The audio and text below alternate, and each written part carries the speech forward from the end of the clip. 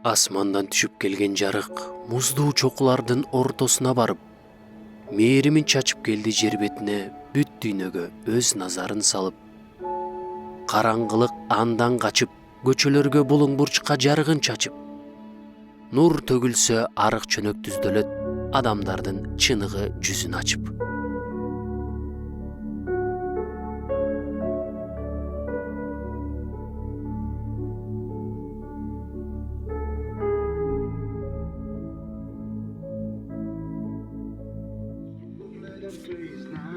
Жеко, Мирсонун айтканы эскердеби? Ал болсо күлкүнү келтирип, минтип атпай жүр. Мына минтип Мына атыш керек деп тамагыбыз да даяр болду.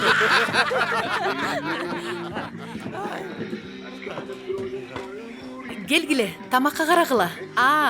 Кел. Тостпу? Менин досторум, биз согушта баарыбыз чогуу салгылашканбыз. Бирибиз көбүрөөк, бирибиз азыраак согуштук. Биздин арабызда 4 жыл бою жер төлөдө отурган баатырлар да болду. Кимди айтып атат? Биз азыр алардын ысымдарын атабайбыз. Эгерде атай баштасак, анда арабызда чыр чатак чыгып кетиши да мүмкүн. А биз бүгүн ичип жеп чогуу майрамдаганы чогулганбыз, туурабы? Ошондуктан Сабина менен Саша үчүн алып ийели. Туктайбыз. Сүйүшкөндөр үчүн алып эле. Азыр кел. Силер үчүн досторум, Атпайбызбы кайка? бактылуу болгула. Азыр түнкү 2:30 болду. А сен дагы эле ошол жердесиңби? Ооба, апа. Мен түнү бою ушул жерде Эгерде болом. мен жыгылып тура албай калсам эмне болот я? Апа, коюңузчу. Апа, түн ичинде турбасаңыз мындай көйгөй жаралмак эмес. А мен эмне үчүн туруп атам, сен билесиңби?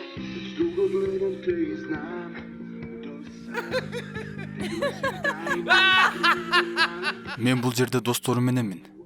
Алар да үйлөрүнө кетиши керек. Саша, сен өтө эле кеч калдың. Сенин досторуң дагы тарбиясыз турбайбы? Апа, биз досторубуз менен убакыт өткөргөндү жакшы көрөбүз. Анын үстүнө аларга жаңылыгыбыз бар. Эмне болгон жаңылык? Сабина экөөбүз баш кошмой болдук. Апа, сиз аны менен таанышышыңыз керек. Эч качан. Биз сизге эртең барабыз. Сизге жакпаса да ал менин аялым болот. Мен бул жерде болбойм. Бирок мен буюмдарымды алышым керек. Ал сенин башыңды айландырып дубалап койгонбу? Эненин жүрөгүн орткан деги сен кандай немес? Макул, анда жакшы эс алыңыз. Бир аз уктап алыңыз. Биз бир нече сааттан кийин көрүшөбүз. Кечир. Кайра мен үчүнбү? Сени тааныбайт да. Бирок ушунчалык жек көрөт. Ал баарын жек көрөт. Ал өткөн замандын кишиси да. Сага бир нерсе айтсам болобу?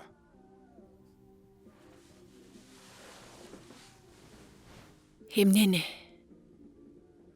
Кээде сен мени таштап кетчүдөй сезилесиң. Таштап кетчүдөй?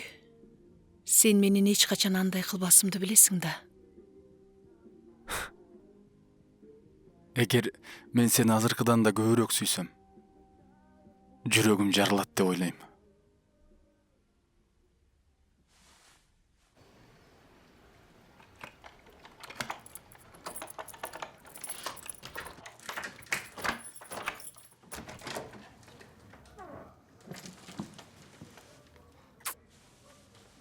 Мен сизди Сабина менен тааныштырайын. Саламатсызбы? Апа, кел кир.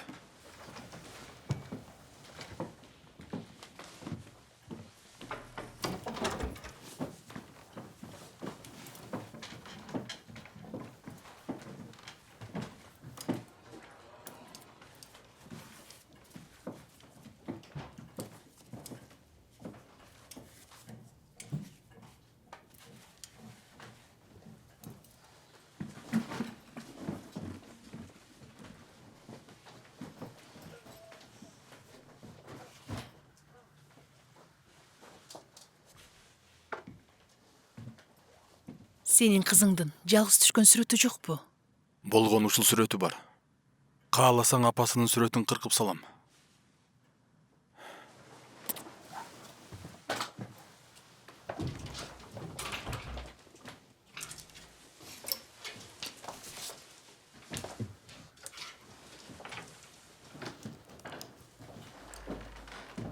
Биз кетишибиз керек.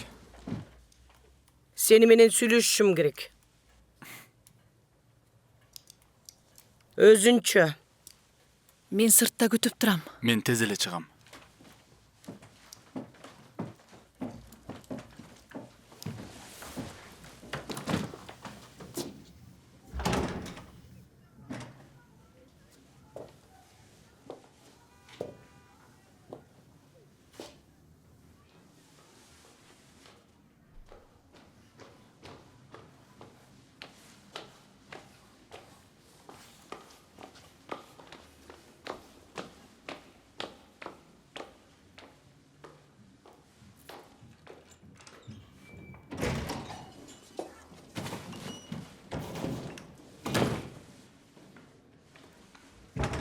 Баары жакшыбы? Кеттик.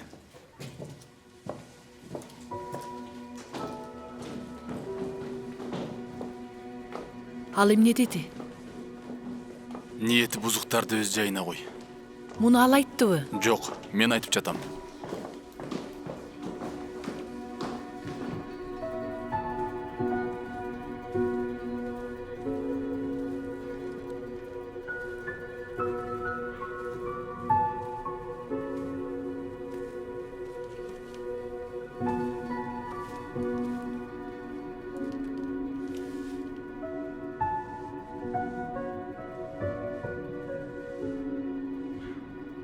А сен атаңчы?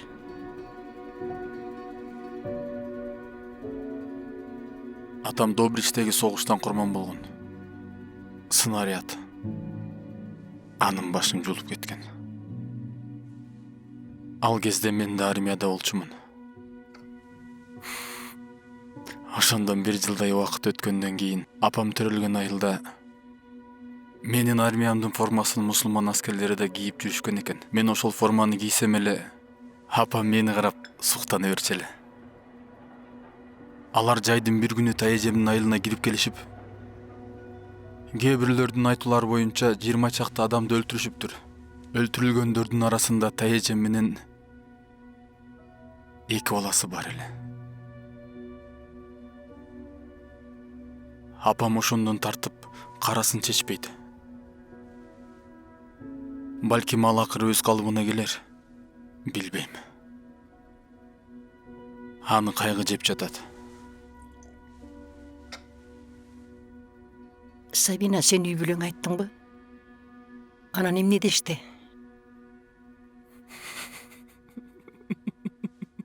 Мунун эмнеси күлкүлүү? Апаң биздин артыбыздан албууттанып, кыйкырып чуркаганын эстеп кеттим. Сенин ишенимиң акыры түбүнгө жетет. Эми эмне кылуу керек экени түшүнүктүү. Силер Корчулага барып, ошол жактан үйлөнүшүңөр керек. Мен бардыгын камдап коем. Бирок ал качан болот? Мен ал жерде жалгыз жашайм. Ошондуктан силер каалаган күнү. Мария экөөңөрдү канчалык жакшы көрөрүм билесиңерби? Сен жакшы аял болоруңду ал мага көп жолу айткан. Мен Швейцарияга кете электе үйлөнсөк деп ойлогонбуз. Швейцарияга? Ал буга нааразы болуп жатат. Анткени буга себептер бар. Ошондой болсо да мага келип кеткенге бир аз убакыт тап, 1-2 айдан кийин келгиле. А мен силер үчүн кам көрөм, суранам. Мындай мүмкүнчүлүктү колдон чыгарбагыла. Мен силерди өз балдарымдай эле көрөм. Эгер уруксаат берсеңер, бул мен үчүн дагы сооронуч болмок. Рахмат, чоң рахмат. Балким сен Неумга барганда кылабыз. Неумга? Ооба, мен жумушман ал жерге иш сапар менен бармакмын. Ал жерден Корчулага пароход менен жетсең болот. А мен болсо Загребке барып, документтеримди алып келем. Мына көрдүңбү? Демек бул буйрук экен. Рахмат, рахмат.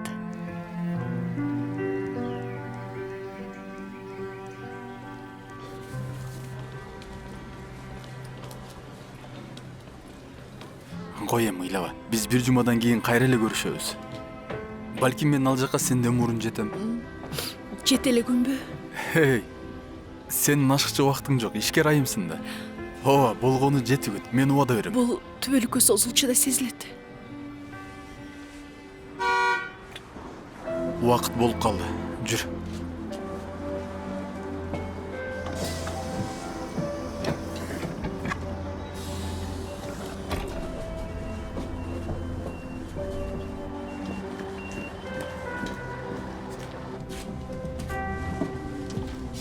Мен мөңгү сымал эрип, дарыя, деңизге кошулган агым болдум. Азыр бул жерде турсам дагы өзүмдү өзүм таппай койдум. О, бул кандай татаал. Жазыма эми кантип кайтам?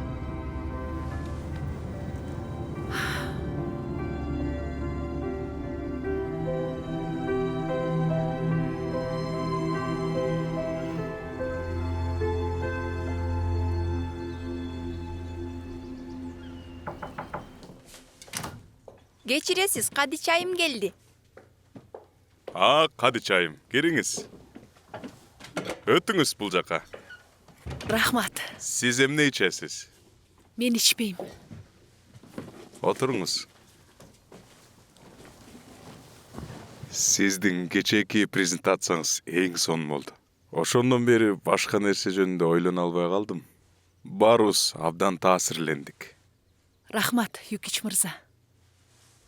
Сизди бизге эмнеге мурда жиберишкен эмес? Балки мындай иште тажрыйбам аз болгондуктан.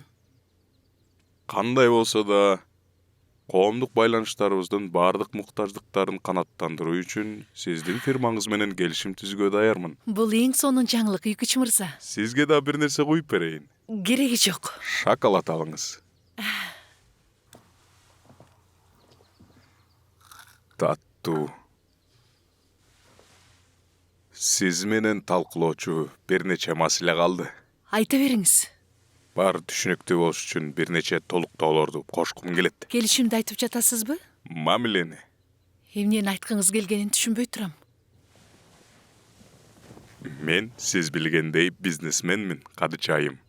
Кээ бир нерселер жазуу түрүндө бекитилет. Калгандары ансыз деле түшүнүктүү. Баардык маселени чечсе болот. Биз жаңы мейманкананы куруп бүттүк. Бүгүн кечинде коногум болушуңузду каалайм. Анын эч кажети жок, Юкич мырза. Сиз жайгашкан жерден өзүм алып кетип, кычыраган пентхаусума жайгаштырам. Бирок мен бүгүн түштөн кийин кетем. Жумушуңар күйүп жатабы? Андай эмес. Бирок биздин кыла турган жумушубуз бүттү. Мен сиздин дагы бир нече күн калышыңызды каалайм. Ал эми сиздин аялыңызчы? Ал дагы мындай мамилеге ортоктошпу? Эгер сиз кааласаңыз. Юкич мырза. Менимче бул жерде менин ишим аяктады. Сараева канча эмне шашып, убактыңыздын көңүлдүү өтүшүн камсыз кылам. Мен Сараевага барбайм. Мен Корчулага барам. Турмушка чыккан.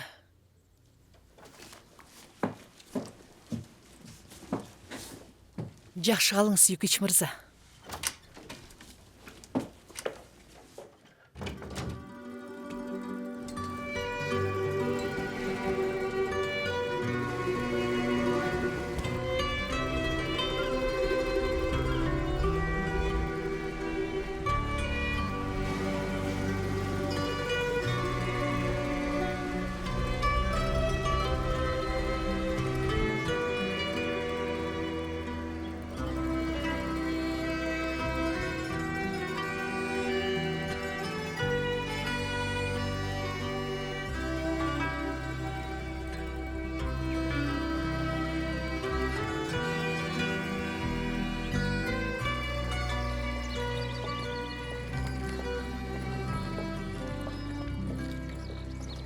Ankıseci!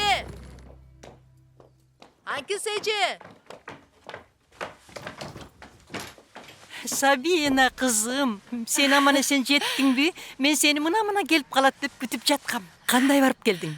Кудайга шүгүр. Сашадан кабар барбы? Сен аны катуу сүйүп калган окшойсуң. Ал көп узабай эле келип каларына көзүм жетет. Мен сага бөлмөңдү көрсөтөйүн. Жүр. Жүгүңдү киргиз. Ашка болдуң го? Бир аз. Жакшы. Чогуу тамактанады. Жүрө кой. Жүрө кой.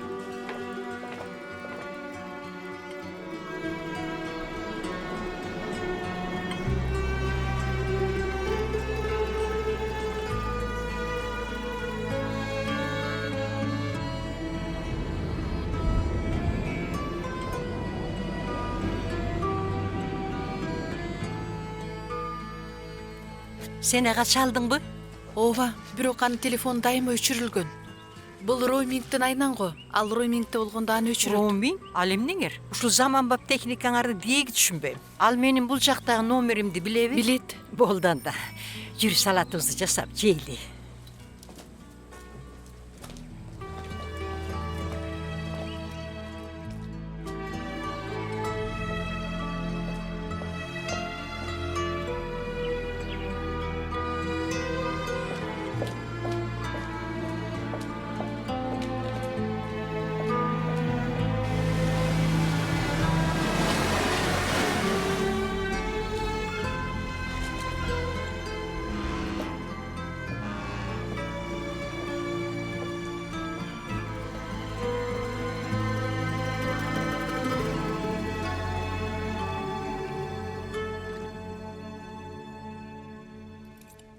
Амир баары бир балдарды ойлобойт.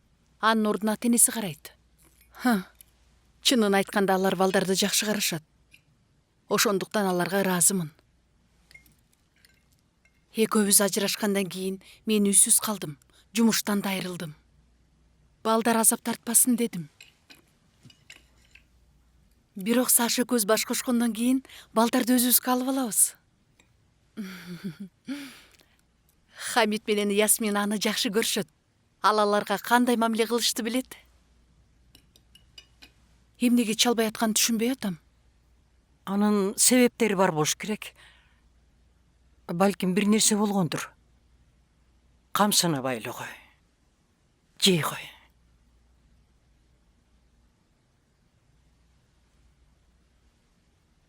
Алло. Кутмандуу кеч бар Гүлчайым. Сизге чалып жаткан Киса Долинек. Менин уулум Марио. Сиздин уулуңуз менен аскерде кызмат өтөгөн. Ооба, көп убакыт мурун болгон. Билесизби, сиздин уулуңуз Саша бул жака башкача айтканда Корчулага бизге конокко келиши керек эле. Ооба. Биз аны бул жерде 4 күндөн бери күтүп жатабыз. Балким сиз аны көрүп, же телефон менен сүйлөшкөндүрсүз. Кечиресиз. Алло.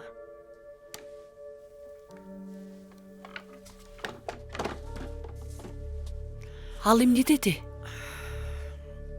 Ал Сашанын Загребке кеткенин, бирок ошондон бери андан кабар ала электигин айтты. Ал сенин бул жерде экениңди билет экен. Милицияга чалалыбы? Милицияга? Эмнеге чалабыз? Балким ал кырсыкка учурагандыр. Аны менен эч нерсе болгон жок деп ойлойм. Анын кандайдыр бир себеби болсо керек. Анын себеби бар. Алтыным менен, сен эч камсанаба. Жаманга бар тестер айт дегендей, кырсык болсо эбак укмакпыз. Меникинде канча кааласаң кала бер. Сенин бул жерде болгонуң мага да жакшы.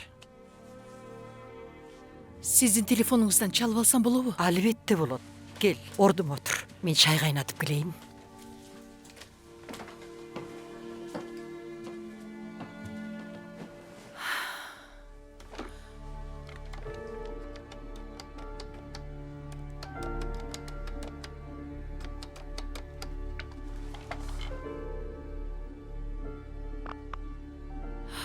Амир, бул менмин.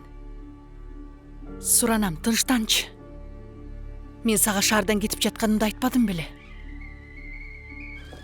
Ата-энеңден кечирим сурап койчу. Бул дем алыш күндөрү балдарды ала албайм. Мен алып кете албайм. Мен Сараевада болбойм деп этим беле. Кыскасы мен кайра барганда чалам.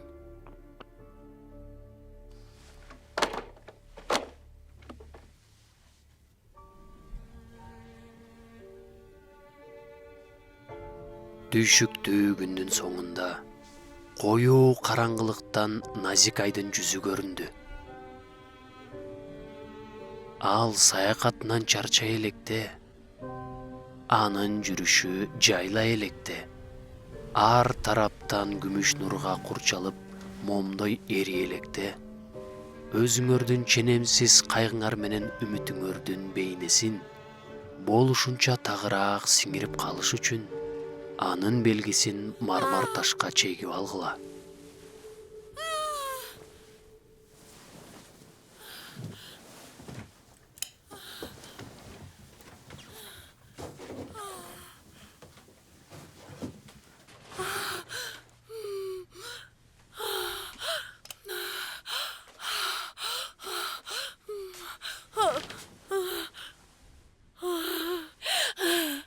Мен аны түшүмдө көрдүм. Ал мени карап туруптур. Анан мен аны кармаш үчүн колумду сундум. Бирок ал жок болуп кетти. Болду эме, кызым. Болду. Ал келбейт экен. Ал эч качан келбесин сезип турам.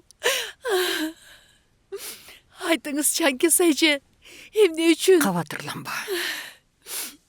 Балким бир нерсени туура эмес кылгандырмын. Мен мындан ары чыдай албайм. Чыдай албайм. Сүйүү сөзсүз жол табат. Ал чыгуу жолун дайыма табат.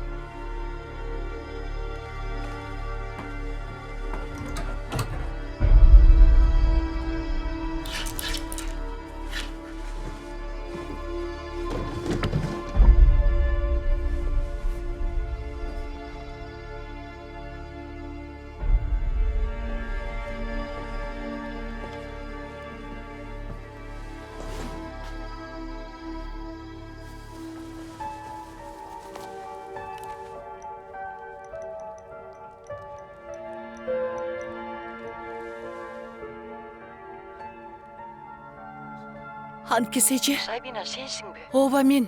Үйгө жеттиңби? Ооба, мен жаңы эле кирдим. Анан ал ошол жерде бекен? Ал чалдыбы? Кандайдыр бир билдирүүлөр барбы деги? Жок. Билдирүү жок. Өзү да жок. Сураныч, дайыны табылса мага кабарлап койчу. Албетте, сизге чалып коем. Мен бир аз эс алганы жатам. Анда шашпай чалышалы.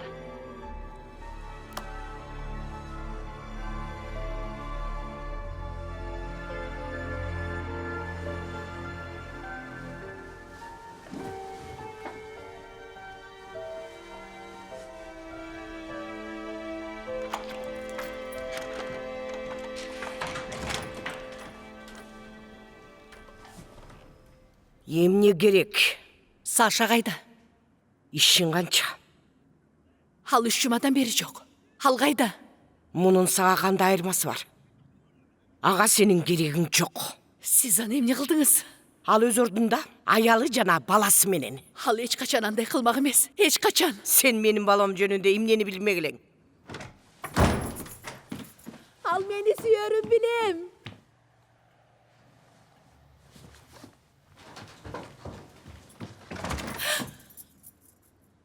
Жогол бул жерден. Азыр милиция чакырам. Жогол дейм. Мен сага эмне дедим? Мен азыр милиция чакырам. Мусулмандар сойкусу. Эгер кайда экенин билдиргиси келсе, ал сага эбак эле айтпайт беле. Жогол дейм. Мен милиция чакырам. Ал мени сүйөт. Ал менин Сен күйөөм. улума турмушка чыккан эмессиң, чыкпайсың. Жан дүйнөбүздө биз биргебиз. Буга Кудай күбө. Мага Кудай жөнүндө айтпай кал. Милицияга чалам. Ал кайда? Анын кайда экенин айтыңызчы. Милицияга чалам дейм. Анын кайда экенин айтыңызчы. Айтыңызчы, суранам.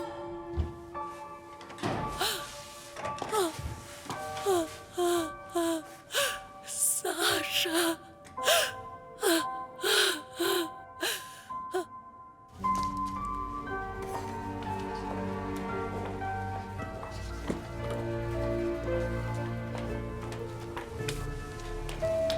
Сабина, Сабина.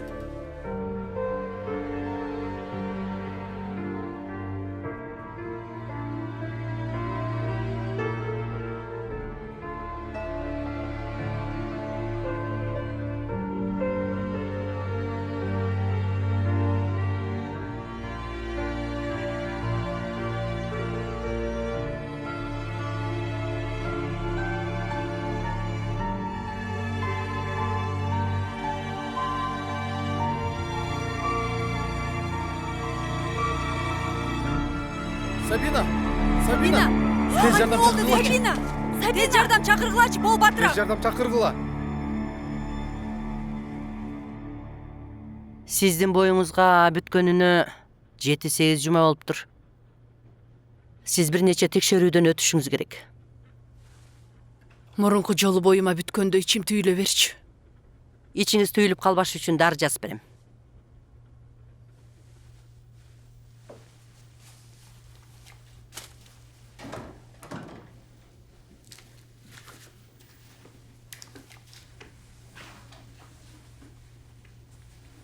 Мен сага какшап айтсам да такыр ишенбей койдуң эле. Эми көзүң жеттиби? Качып кетти. Баланы коюңдан алдырыш үчүн эми өзүң төлөйсүң. Ишенчектиң түбүңө жетет деп айткам. Эч качан андай болбойт. Эмне? Мен баламды алдырбайм, апа. Акылыңдан айныдыңбы? Биз бул баланы багышабыз деп үмүттөнүп атасыңбы? Жок, апа. Менин баламды каралашасыз деп үмүттөнбөй. Биз сага каралашпайбыз. Угуп атасыңбы? Жаман тукумдан акыры жаман тукум уланат. Баратың менен сүйлөш. Балким ал сенин башыңа бир нерсени киргизе алар.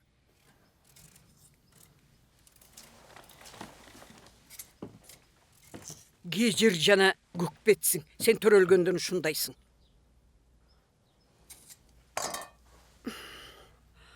Мээримдүү Кудай, эмне мага уул берген эмессиң. Кер.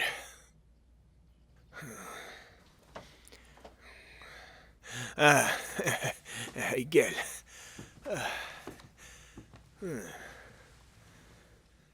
Кандайсыз, ата? Доктор эмне деди? Al menin жүрөгүмдө. Эме менен тыңшап. Стетоскоп менен. Анан башын чайкады. Анан мен ага акча беришимди күттү.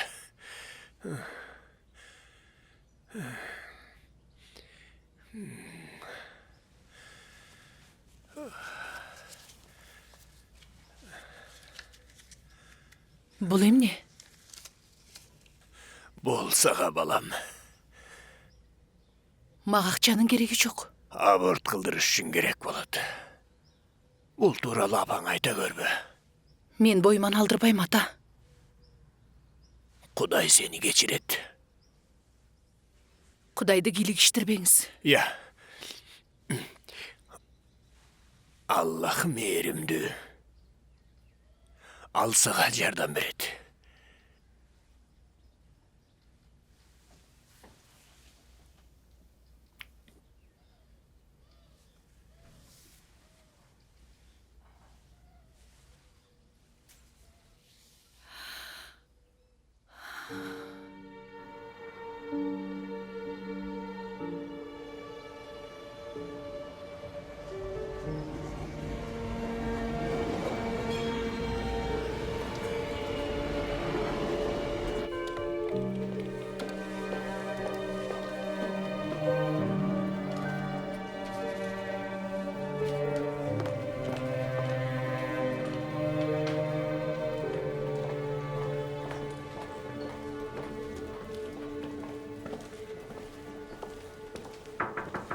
Giре ver.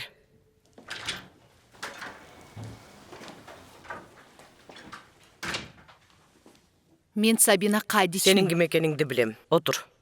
Мен жаңы эле Тахирович мырза менен жумушум тууралуу сүйлөштүм. Билем. Ал жумуштан кетирди. Ал жумуштан кетирген жок.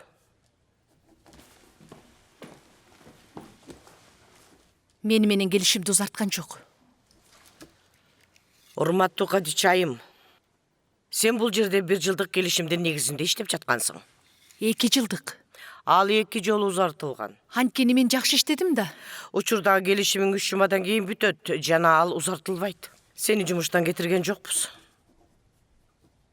Мындай кылганыңар мыйзамсыз эмеспи? Эмнеси мыйзамга каршы? Анткени мен кош бойлуумун. Биздин компаниянын сени менен келишимди узартпоого толук укугу бар. Бул толугу менен мыйзамдуу. Анын үстүнө Такирович мырза сага алдын ала эскерткен болчу. Сенин башка жумуш тапканга убактың да мүмкүнчүлүгүң да бар болчу. Сурооң барбы? 8 айлык боюмда бар. Азыр мени ким жумушка алмак эле? Менимче сен бул жөнүндө мурун ойлонушуң керек болчу. Мен кош бойлуу болуп калам деп ойлогон эмесмин. Эми эмне кыл дейсиң? Мунун баары каражатка келип такалат. Азыр көп адамдар жумушунан айрылып жатат. Декреттик өргөдөгү кызматкерден эч киреше түшпөйт. Анан бала төрөлгөндө эмне болот? Ал ооруп калганда эмне болот? Ага кам көрүү үчүн жумуштан сураныш керек болот. Сен ушул убакка чейин бизде иштегениңе сүйүнүшүң керек. Кадичайым, мен уксаң, андан көрө үйүңө барып, күйөөңдөн сага кам көрүшүн сурансаң кантет. Азыркы учурда сага ошол керек.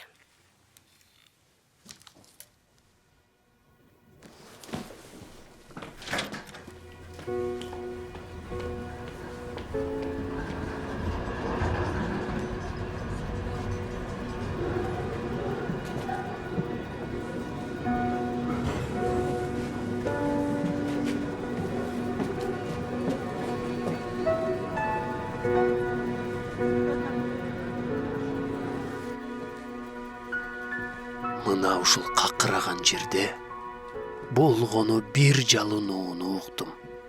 Менде бир гана жалынуу бар. Биздин жердеги наныбыз үчүн жалынуу.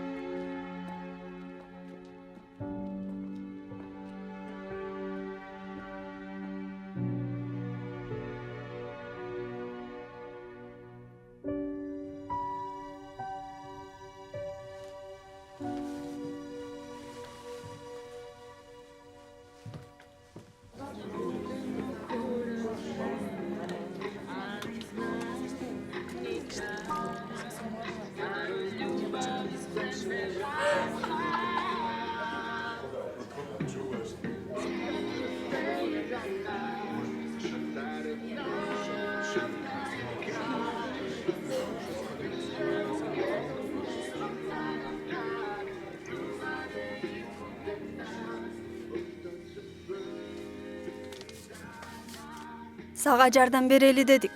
Акчалай эле бергенибиз туура болот го деп ойлодук. Сага кереги жок нерселерди алып албайлы дедик. Мына, бул сага. Рахмат, Лейла. Баарыңарга рахмат. Чоң рахмат. Силер мага баланын кийимдерин берип, чоң жардам бердиңер эле, эми акча да берип жатасыңар. Силерге ыраазымын. Лейла. Сен менин жакын адамымсың да.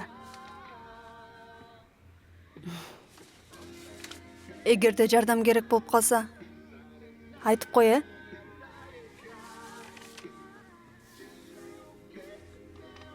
Ал мага 2 айдын ижара акысын карыз. Ал өзүн сүрөтчүмүн дейт. Ижара акысын төлөөгө эскистонун кандай тиешеси бар?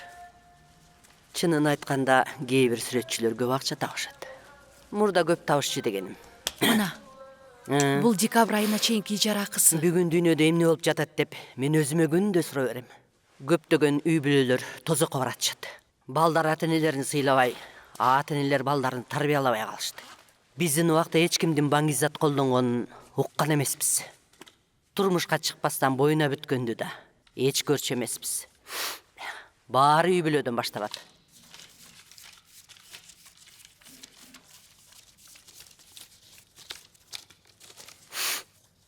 Туура экен. Бул дубалдарды боеп салсамбы? бояп салайын.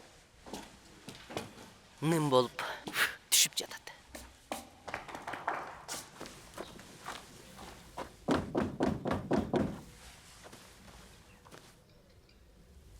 Мурат мырза!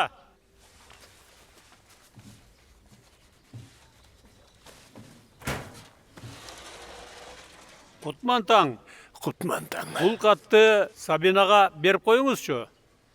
Ал дагы эле бул жерде жашайбы? Жашабай калган. Окшентсе да кол коюп коюңузчу.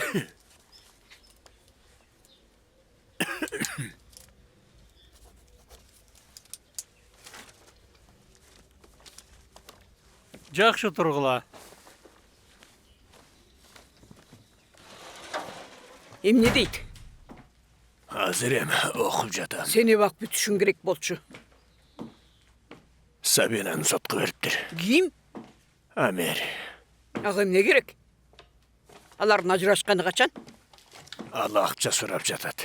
Ал 4000 маркадан кем эмес акча сурап жатат. 4000 марка дейсиңби? Ооба. Уксаң, сен тез сотко барып, биз анын кайда жашарын билбейбиз деп айт. Анын кайда жашарын ансы деле Биздага билбейм. тиешелүү эч нерсе жок де. Антпесең биздин мүлкүбүздү тартып алышат. Мен анын кайда жашарын болжол менен билем, бирок Ал мындан ары бул жерде эч качан жашабайт. Ага мен топурагымды түйүп бердим.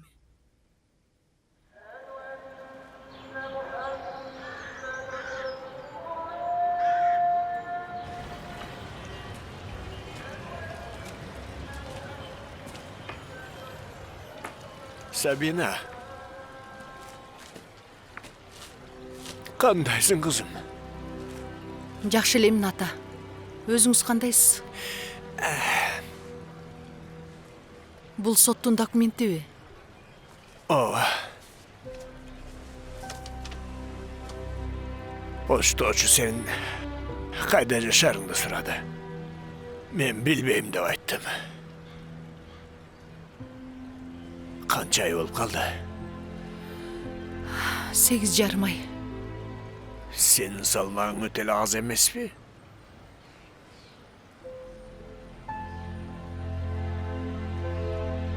Эгерде мен бир аз алдуураак болсом, Сиз эмне кылат элеңиз ата? Эмне? Мен үчүн кабатыр болбоңуз. Баары жакшы болот. сага акча керекпи? Азырынча акчам жок, бирок керек болсо карызга алып берем. Менин бир аз топтогон акчам бар. Сиз кабатыр болбоңуз.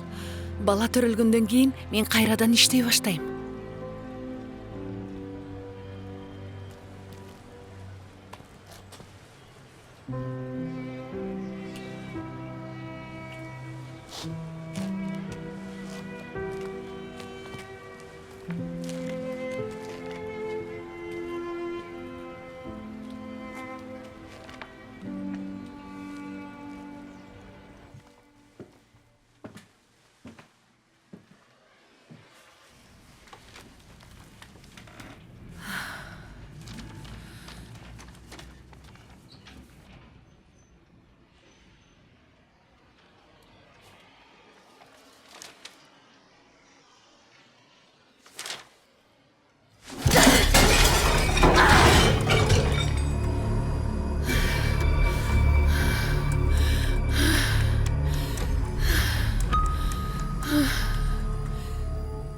Мунун мааниси сен мага акча карызсың дегенди билдирет.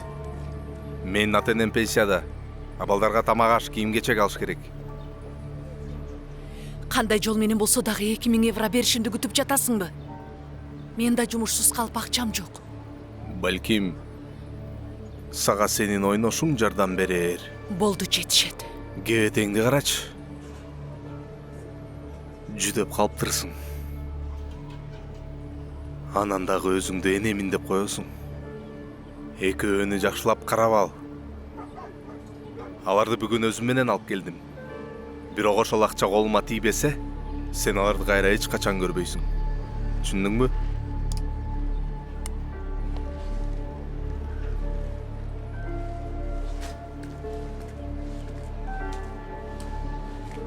Сен акылдуусуң, бир жолун табасың.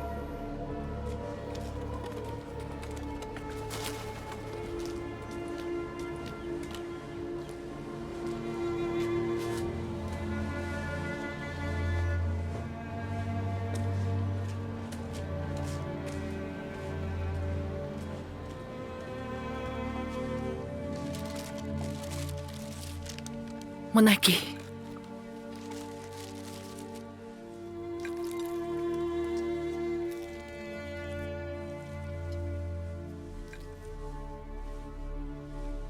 А сиз эмне жейсиз, апа? Апаңар ачка эмес. Бирок силер жей койгула. Бирок нересте тамак жеши керек да. Эмнеге ыятасыз, апа? Апаңар ыйлаган жок.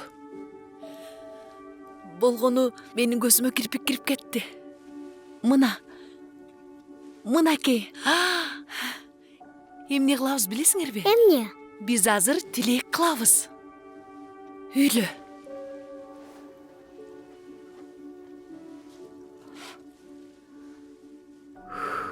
Бир тийип кой. Сен дагы. Анын тилеги орундалат.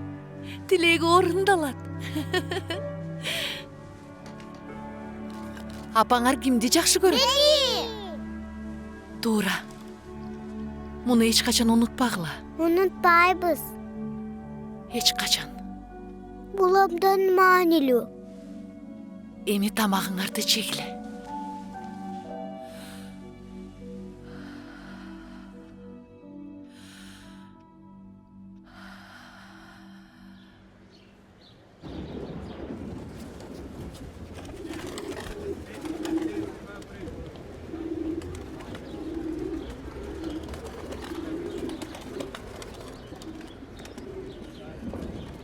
Менин колуман келбейт деп ойлоба. Сен мени жакшы билесиң. Билем, Амир. Кандай мааниде? Аларды экинчи көрбөсүмдү билем. Ата-энеңдин кылган нерселери үчүн рахмат. Чындыгында мындай болбошу керек эле. Айтайын дегеним бул анчалык деле көп акча эмес.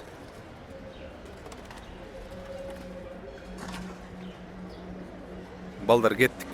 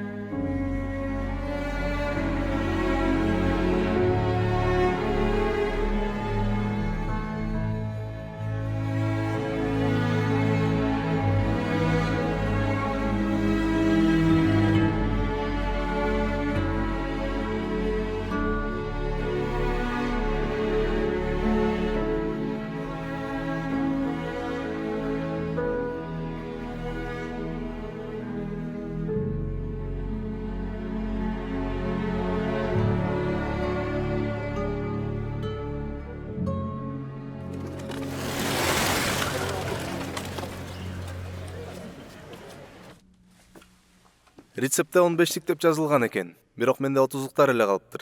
Ала бересизби? Албетте. Каршы ушунчалык катуу болгондуктан мен керек болсо 2ден ичсем да болот. Азыр сизге барам. Мына, мен айырмасын төлөп берем.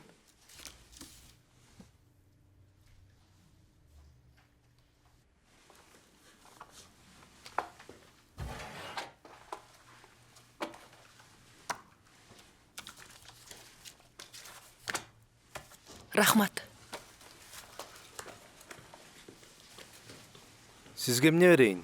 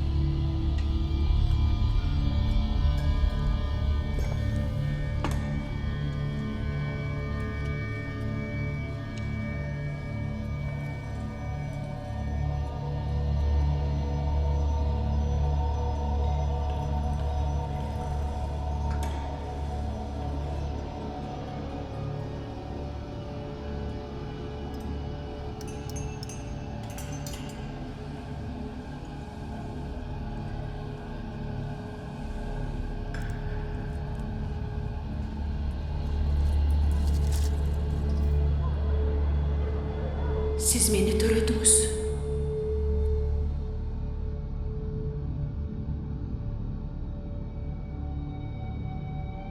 Siz emne üçün meni sүйчемессиz. Мен уулдуу болгум келген. Атаң да ошону каалаган. Эгер сен эркек болсоң, атаң мени сүйөт болчу. Мен да сени сүйө алмакмын.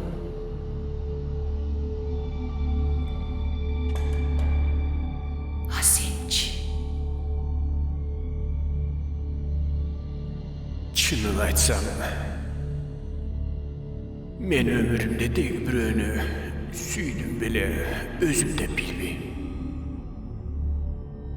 Бирөөнү сүйүш үчүн сенден көп нерсе талап кылгам.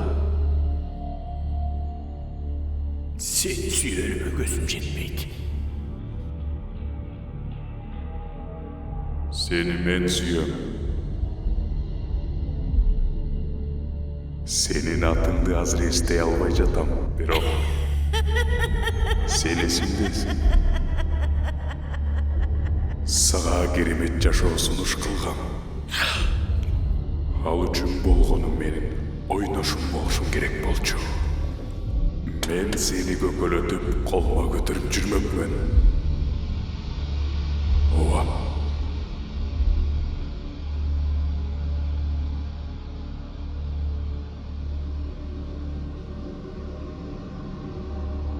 Ал эң жакшысын ишенет. Эч качан үмүтүн үзбөйт. Ал эмне Анкес эже? Ал сүйүү.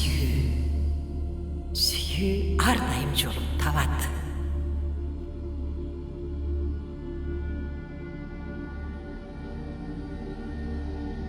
А сизчи? Сашачы?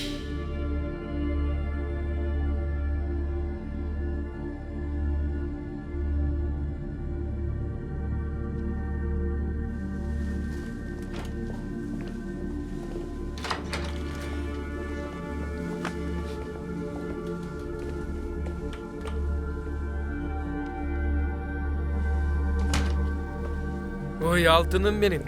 Мен сени араң тааныдым. Бранко. Бир нече айдан бери сен тууралуу кабарым жок. Мен азыр үйгө бара жатам. Сабина. Сабина, эмне болду? Сабина. Сабина. Тез жардам чакыргыла. Тез жардам чакыргыла дейм.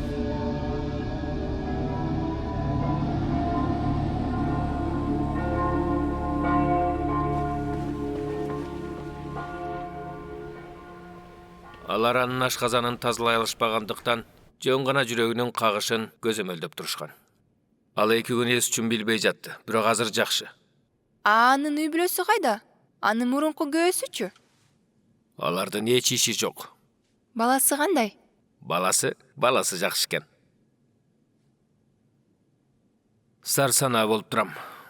Тынчсызданууга негиз жок. Мындай окуялардын жаман аякташы өтө сейрек кездешет. Эң көп дегенде эле 80%. Даттылуу көрсөтпөй эле койчу. Теңелбей эле койчу. Мен жөн эле айтып атам. Сен канча пайыздарды айтып жатасың? Койчу. Мындай тамашаңар токтотула. Сабина, бул жак азыр кирбей. Болду эми. Ошондуктан болду. Мындай сөзүңөрдү токтоткула. Үй бүлөсү тууралуу сөз кылбагыла. Саша тууралуу дагы. Туура. Болуптур. Мен бираздан кийин Карагылачы, ким турат? Сабина. О, мына. Биздин сулуу кызыбыз келди. Кандайсың менин кымбаттуум? Сен мени Рождество менен куттуктаган жоксуң, ошондуктан өзүм куттуктайын дедим. Исанын туулган күнү болуп калдыбы? Оңолуп калыптырсың Жок, кичине. ага аз калды. Чын айтканда досум, сен 2 жумага алдыга кетип калыптырсың. Алдыга кетпейлеми. Исанын туулган күнү 7 январда болот. Жана биз аны баарыбыз жаш кездегидей чогуу белгилейбиз. Мусулмандар, католиктер, православдыктар жана башкалар Исанын туулган күнүн 7 январда белгилейт. Гүлдөрдү айымга калтырып кой. Сабина, ай күнүңө канча калды? 17 январда операция жолу менен төрөтүшөт. Анан эмне дешти? Уул бекен же кыз бекен? Уул экен. Кечээ УЗИге тартышты.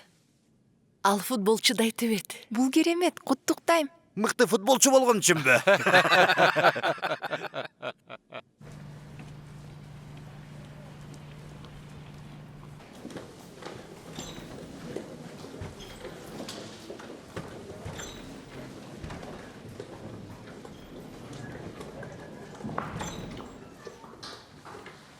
Сабинайым, Менин палатама коюп коесузбу? сени менен эмне болгонун 2-3 күн мурун уктум. Мен бала менен бирге болуш үчүн бир нече айга чет өлкөгө кетем. Сен бөлмөңдү ижарага бердим. Эмне? Сен жашаган Батырды бир үй бүлөгө ижарага бердим дейм. Жакшы үй бүлө экен. Жоопкерчиликтүү адамдар экен. Бул эмне дегениңиз, Милка? Мен сизге декабрга чейин төлөбөдүм беле? Мөөнөт бүтүп деле калды. Дагы бир жума бар да. Ал убакты сен ооруканада өткөрөсүң да. Туурабы? Туура. Андан кийинчи январга. Төлөгөнгө акчаң барбы? Фу, кечирип кой. Ага көзүм жетпейт. Сен жумушсуз калганыңды жашырууга аракет кылдың. Аны бекер кылдың. Бекер кылдың. Эмнеси болсо да Батырды тазалап, бардык дубалдарды сырдап жаңыртышым керек болчу. Ошондуктан калган күндөрдүн акысы бул чыгымдарды жаап кетет. Эми сага карыз эмесмин. Кааласаң, мен сага жоолук үчүн 20 марка берейин. Кайсы жоолук? Мына могу. Мен кетишим керек. Сен буюмдарыңды алып кетсин деп атаңа чалсам, ал алып кете албайм деди. Ошондуктан аларды короого чыгарып, үстүн жаап койдум. Жазында келип аларды алып кетсең болот.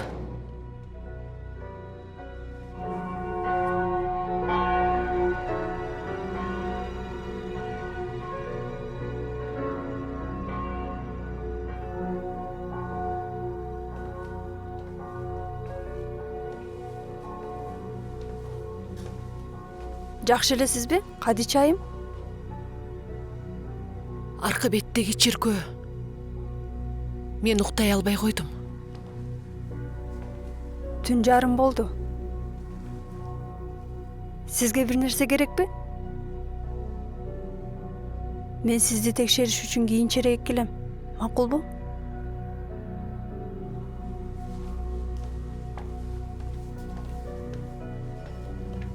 Алар Кудай бир жолу кош бойлуу аялга жардам берген деп айтышат. Ал аялдын бараар жери жок эле. Мага ким жардам берет?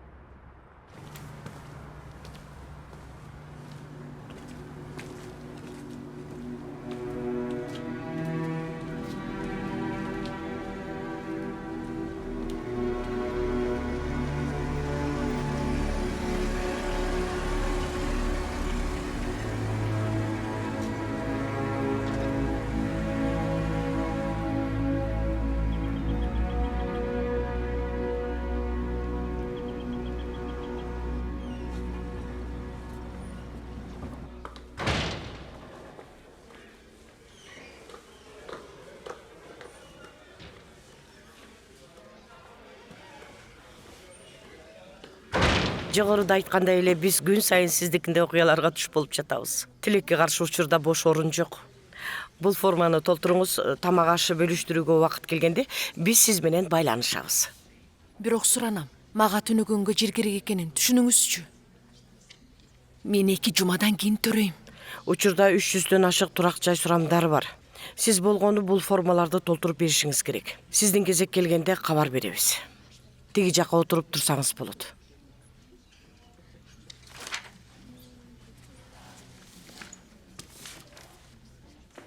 Отырып алыңыз. Кандайсың, Бранко? Бул Сабина. Мен жөн гана сага чалып, ал акыбалыңды билейин дегем.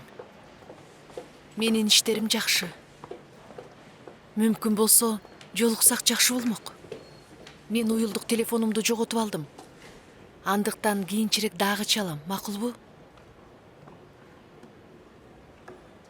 Болуп туранда, Бранко.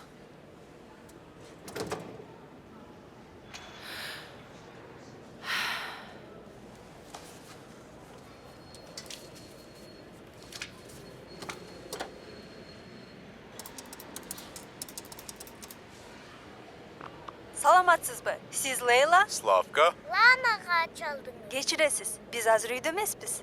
узак добуштан кийин Билдирүүңүздү калтырыңыз.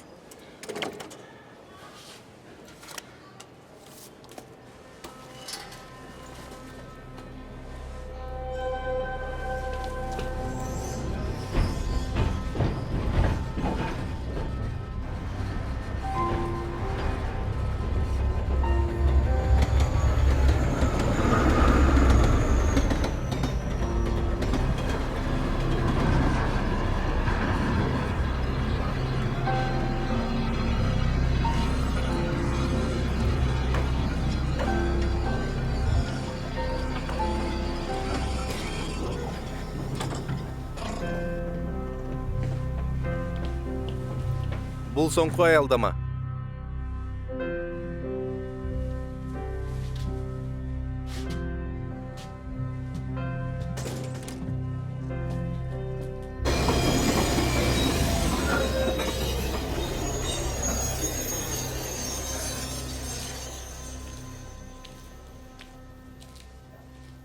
Сөздөн баары түзүлөт. Кээде сөздөн үмүт түзүлөт. Катуу айтылган сөздөн керек болсо өмүр да үзүлөт. Ал тургай айткан сөзүбүз чүпүрөктөй сүзүлөт.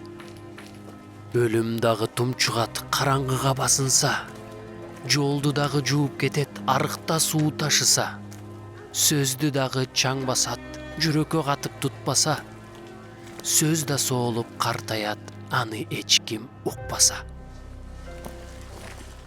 Суусаган адам толтура, ар тарапты караса, караңгы каптайт дүйнөнү, чындыкты айтып турбаса.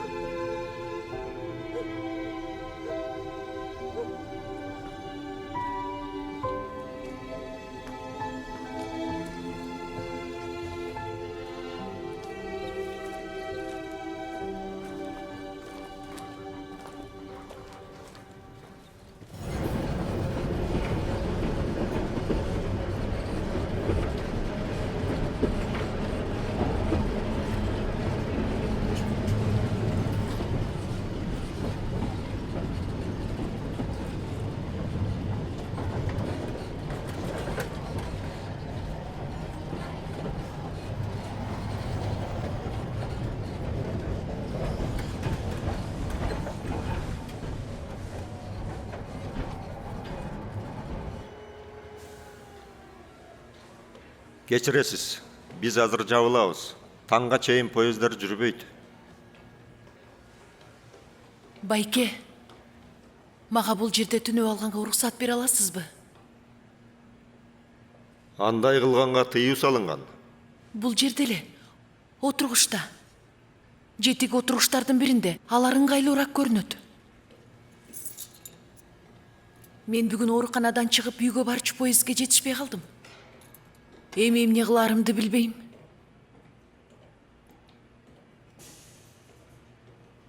Мени менен жүр. Коркпо.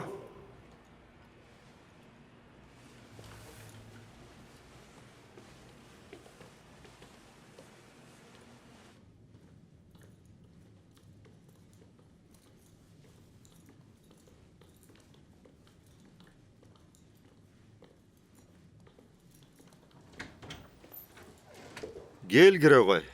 Бул жерде өзүңдү үйүңдөгүдөй элесиз.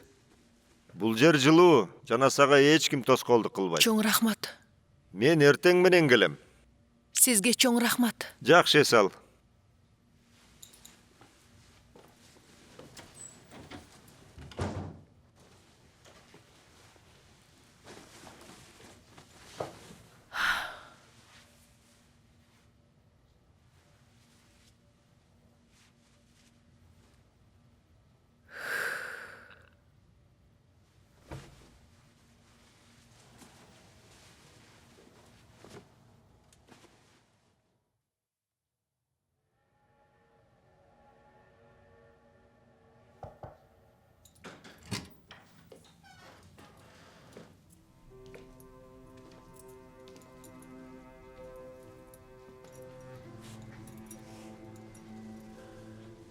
Кызым, тура кой. Тура кой эми. Мени менен барышың керек.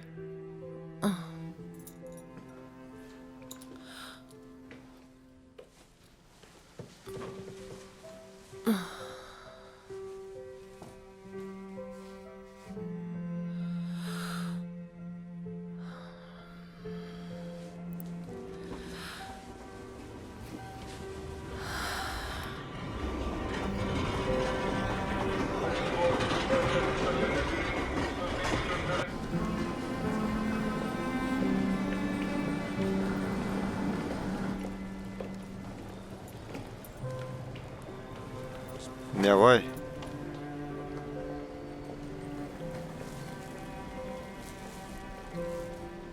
Мен эми бул жакта 3 күн болбойм. Андыктан бүгүнгө чейин бул жакка келбе.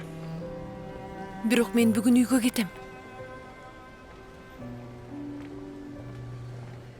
Кийинки 3 түн ордумда турган күзөтчү бир аз кызыктай. Ал сага кыйкырып же милиция чакырышы мүмкүн. Эгер мен кайтып келгенче абалың өзгөрбөсө, анда эч тартынбастан келе бер. Рахмат. Жакшы кал.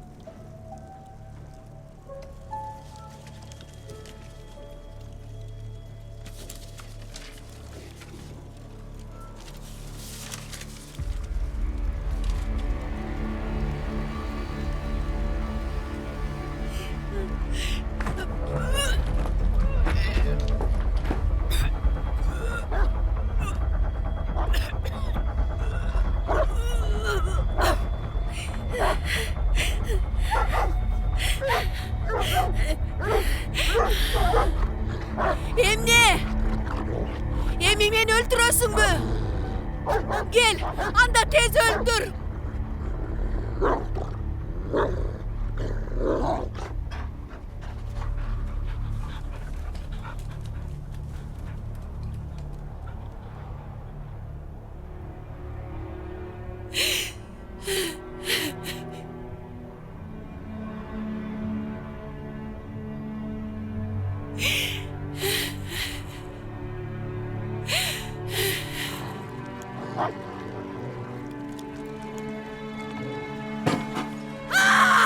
Çok algıla bul yerden, çok al.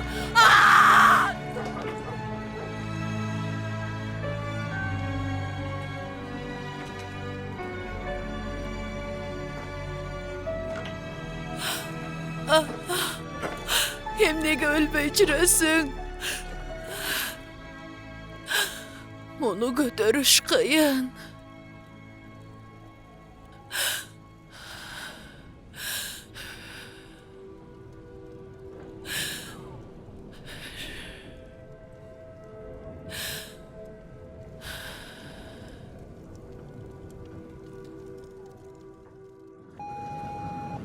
Кандайсың, Бранко? Бул Сабина.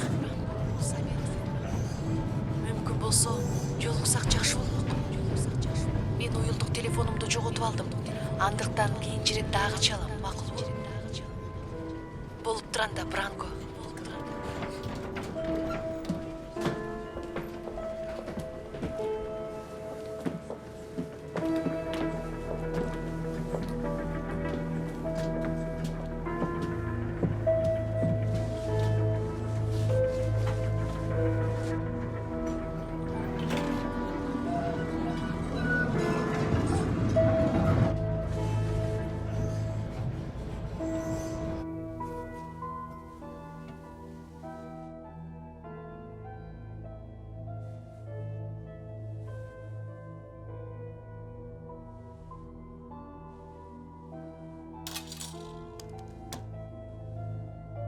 Жүз марка. Макул.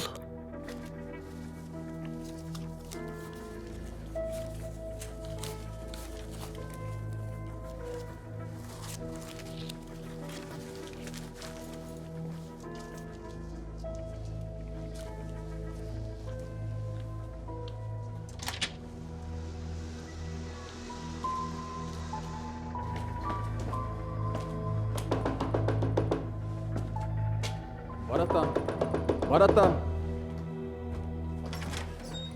Ким керек? Сабина кайда? Ким? Сабина Кадич. А сен кимсиң? Ал сенин ишиң эмес. Кет, болбосо мен милиция чакырам. Бирок Сабина кайда? Ким албай кетчи. Кой турсаң, бирок Сабина кайда? Болду, жакшы бар. Сен бул жерге кантип кирип алдың? Кечиресиз, бирок мен аны рецептсиз бере албайм.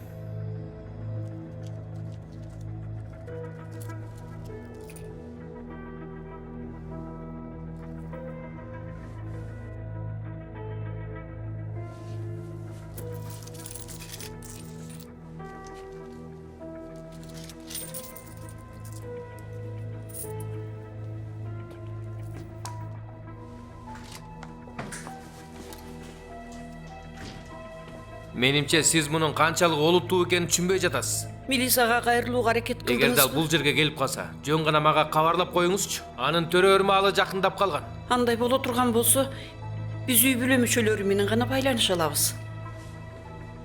Мени жакшылап ук. Ал армияда медсестра болуп бул шаарды коргогон. Ал менин өмүрүмдү сактап калган.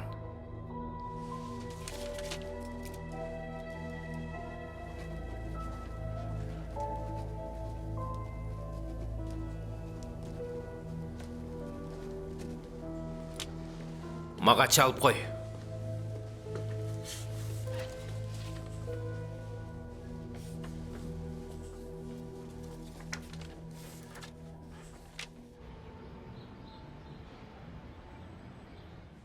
Акыркы убакта мен аз уктадым. Сен декретте эмессиңби? Ооба, декреттемин. Бирок коомдун ал акыбалы кандай экенин билесиз да. Азыр кеңседеги иш күч алып жатат. А Саша кыйналып кетти. Ал ушунчалык катуу иштегендиктен бири-бирибизди көрбөй да калдык. Балам төрөлгөндөн кийин ал жумуштан чыгышымды каалаганы сүйүндүрөт. Демек ал жакшы адам окшойт. Жакшы? Ооба, жакшы. Мен сен үчүн абдан кубанычтамын, Сабина. Мен дагы. Амир менен болгон баардык кыйынчылыктардан кийин сен ушундай бакытка татыктуусуң. Сабина, сен биздин үйдө каалашынча кала берсең болот. Рахмат, Невен. Бирок мен силердикинде бир эле түнөп кетем. Эртең ооруканада анализдер чыгат. Анан мен Тузлага кетем. Тузлага? Саша көз үйлөнгөндөн кийин ошол жака көчүп кеткенбиз. Анализдер бүгүн чыкканда мен силерге тоскоолдук кылбайт элем. Ой койчу, кайдагы тоскоолдук? Сени көргөнүбүзгө абдан кубанып жатабыз. Канча болду? Seni görele bizge 3 жылдай болуп калды окшойт. Ошол эле бойдонсуң. Сен татынакай бойдонсуң. Демек, сен эртең менен докторго барат турбайсыңбы? Таң атпай барамын. Эртең менен ойготуп коеюнбу? Жок, кереги жок. Биз азыр Исанын туулган күнүн кечесине кетишибиз керек. Ой, кечиресиздер. Мен аны таптакыр унутуп калыптырмын. Ал тууралуу эч камсанаба. Кайненем бүгүн майрамга арналган тамак даярдап жатат. Мен ага жардам беришим керек. Албетте түшүнөм. Ошондуктан биз бул жерде эч нерсе жасаган эмеспиз. Ой Алтын, мен сага бир нерсе жасай калсам болмок экен. Невен, сен мага эртерээк айтып койбойт белең. Мен сага эмне дешим керек эле? Анын эч кереги жок. Торт жетиштүү болду. Мен жакында эле тамактангам. Чынын айтсам, мен эртерээк жатып жакшы уктап эс алгым келет. Анда биз сага тамак сала келебиз. Жүр, мен сага бөлмөңдү көрсөтөйүн. Жуунуп жата бер. Ооба, ошентсең туура болот. Андан кийин биз дагы чыгалы.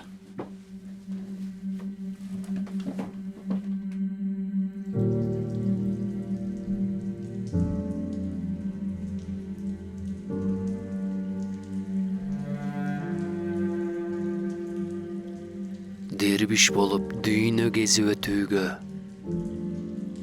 болгону биз убактылуу конокпуз. Акырында таштап муздак денени ал дүйнөдө түбөлүктүү жомокпуз. Жашыл чөптүн жазгы гүлдөр арасын бир нерсени алган өңдүү жоготуп, издеп келем көксөгөнүм көк ачкыч. Жол таба албай мээмди дагы коротуп. Мына кармап жетеримде кулпуга, чыккынчылар чалып чыгат бутумдан. Кап караңгы бул тарабы эшиктин, бороон үйлөп, шамал уулойт кутурган.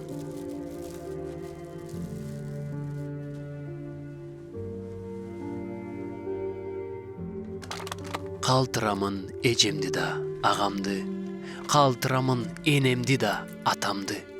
Бул тарапта маани маңыз бар болсо, балдай ширин бакыт даамын татамбы. Көз уялткан ошол жарык нурду мен көр сокурдай көрбөй калып жатамбы. Карайлаймын ошол ачкыч сөздү мен, кантип табам кылып келем далбаса.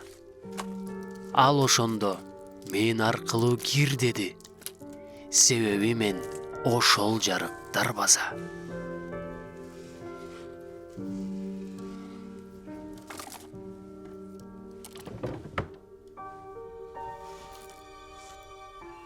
Анда эмнеге терең ойго батамын?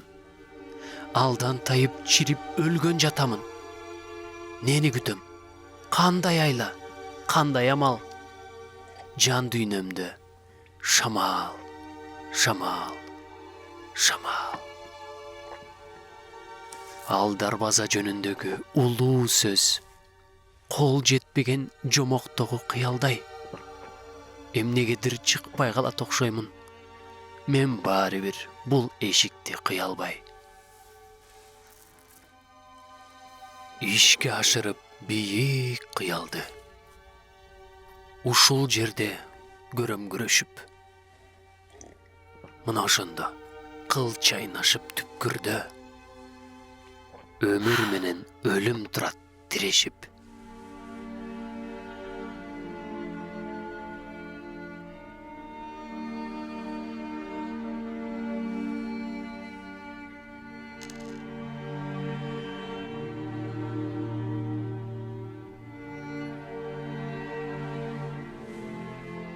Өмүр менен өлүм турат тирешип.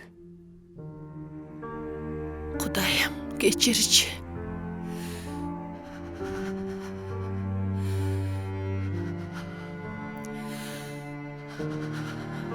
Үйлөнүп албайлыбы? Эмне? Мен үйлөнүшүбүздү каалайм.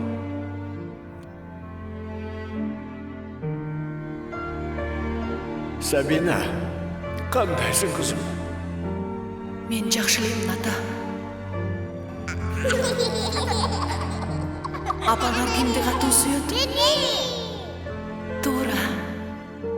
Муну эч качан унутпагыла.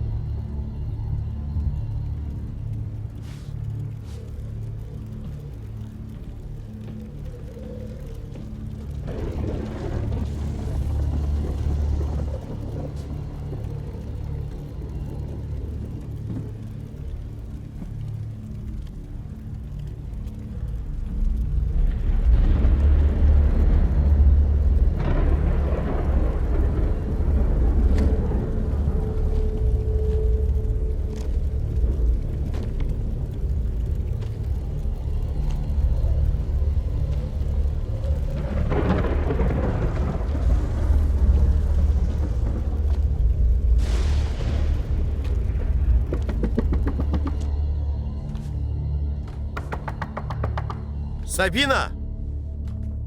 Ага бир нерсе болгон окшойт.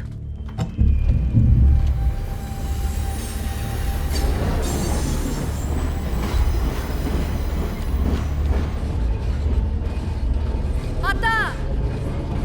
Мени киргизиңизчи.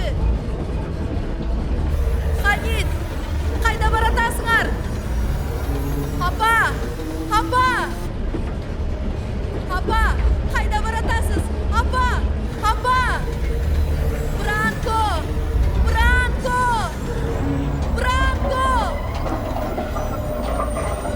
Meni күтүп тургулачы. Meni бул жерде калтырбагылачы. Meni күтүп тургула. Meni калтырбагылачы.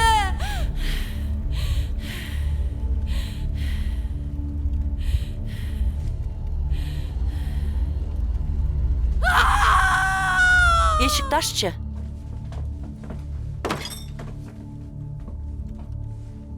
Aç albayım. Açkıç arka jagынан киргизилип тыгылып калыптыр. Сабина! Сабина! Анда эшикти талкала.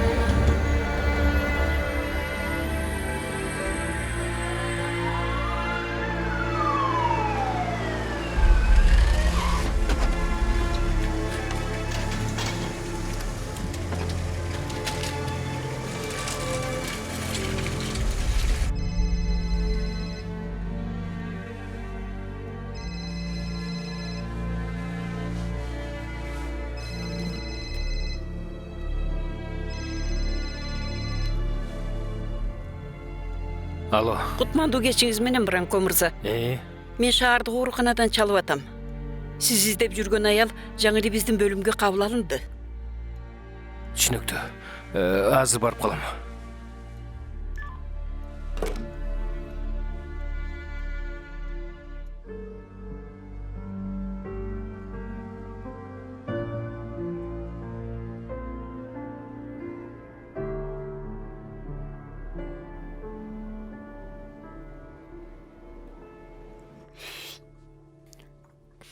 Ал учурда ден соолугум начар болчу.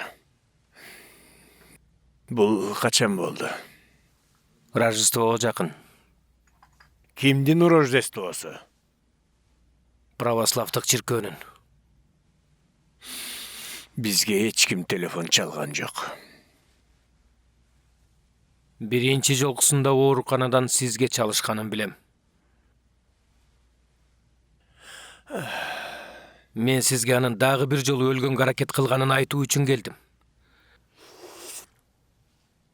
Сиз билишиңиз керек деп ойлодум.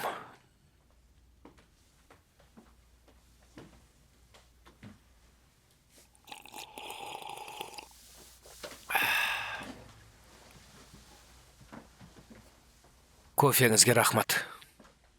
Баланы сақтап қалуға мүмкіншілік барбы?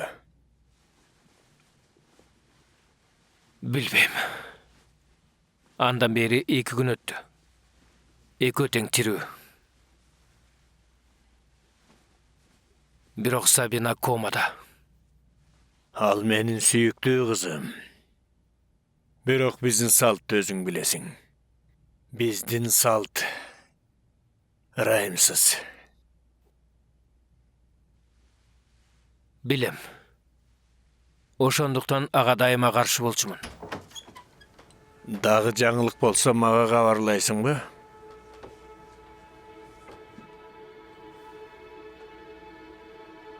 Албетте.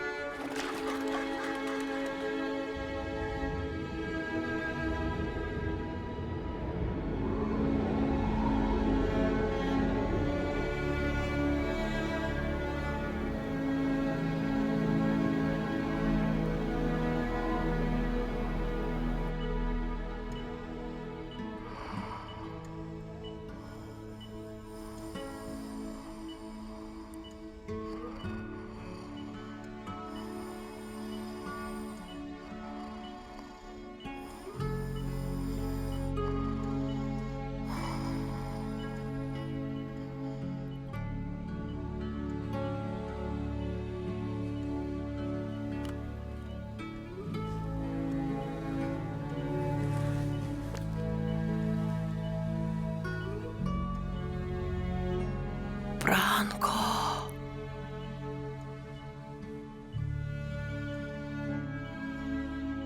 Branko.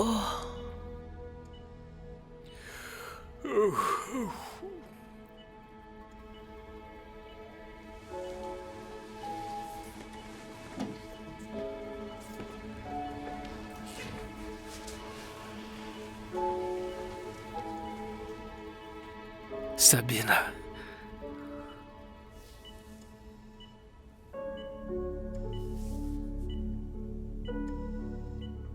Sen Kudayga işenesin be.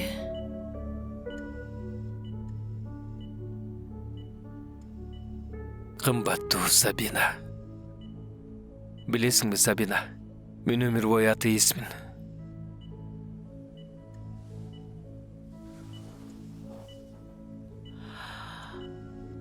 Kuday tiri. Branko Kuday tiri. Men dagı tirүүмүн.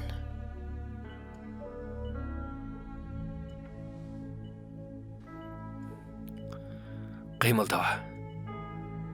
Кыймылдаба.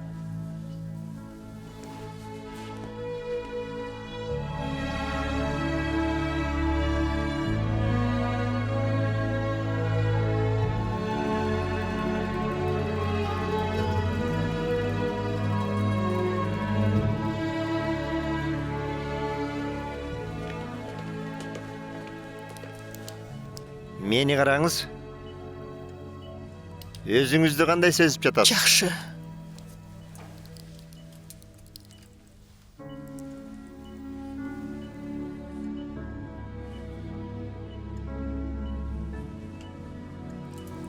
Сиздин атыңыз ким? Сабина Кадич.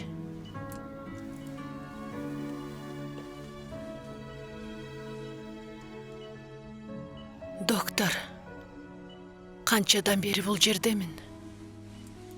3 күн. Эс учуңуз жок жаттыңыз.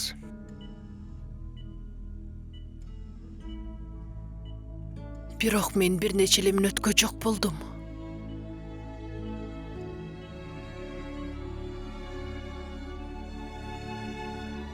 Мен аны менен төөлүккө калгым келди.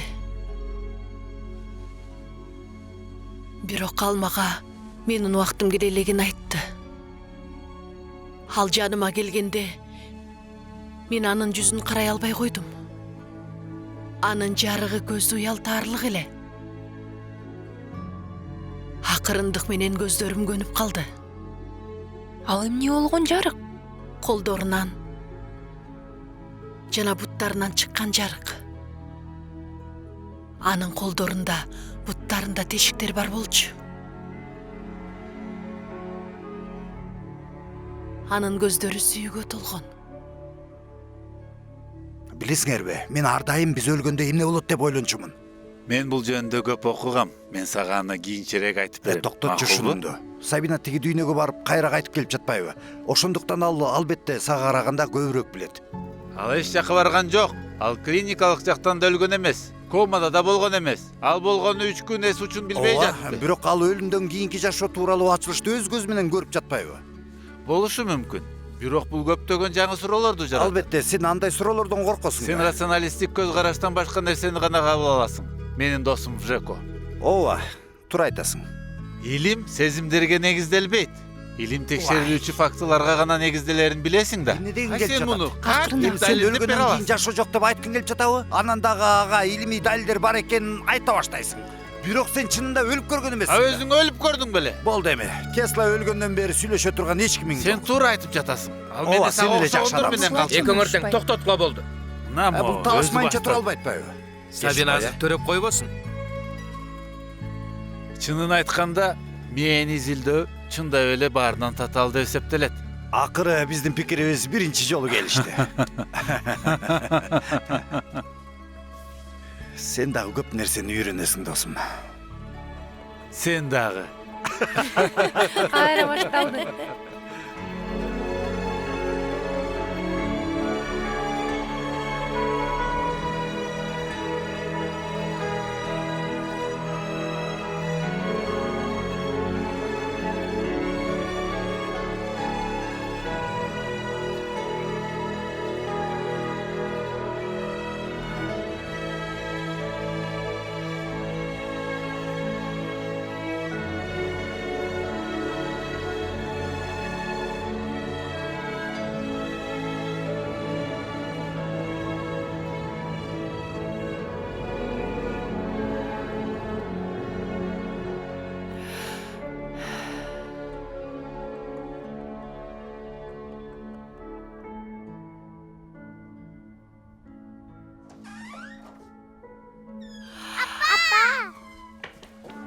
Эй, алтындарым. Мен баланы көрсем болобу? Силерге бөбөгүңөр жактыбы? Ооба. Анын көздөрүнүн өңү кандай? Силердикиндей. Аны элек алып келдиби?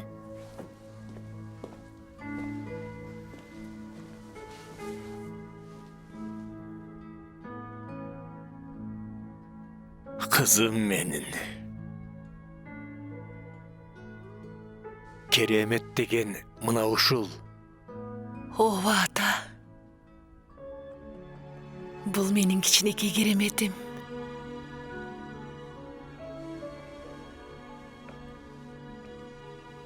Күнүмдүк нан, күч кубаты дененин ушул сөзгө күбө болуп келебиз. Дартка даба, уккулачы жаңы сөз. Мына бүгүн ошону айтып беребиз. Жердеги эмес, өзгөчө бир азык бар. Жалпы адамзат кулагына илишсин. Көктөн түшкөн өмүр нанын жегиле. Бул чындыкты бүт баарысы билишсин.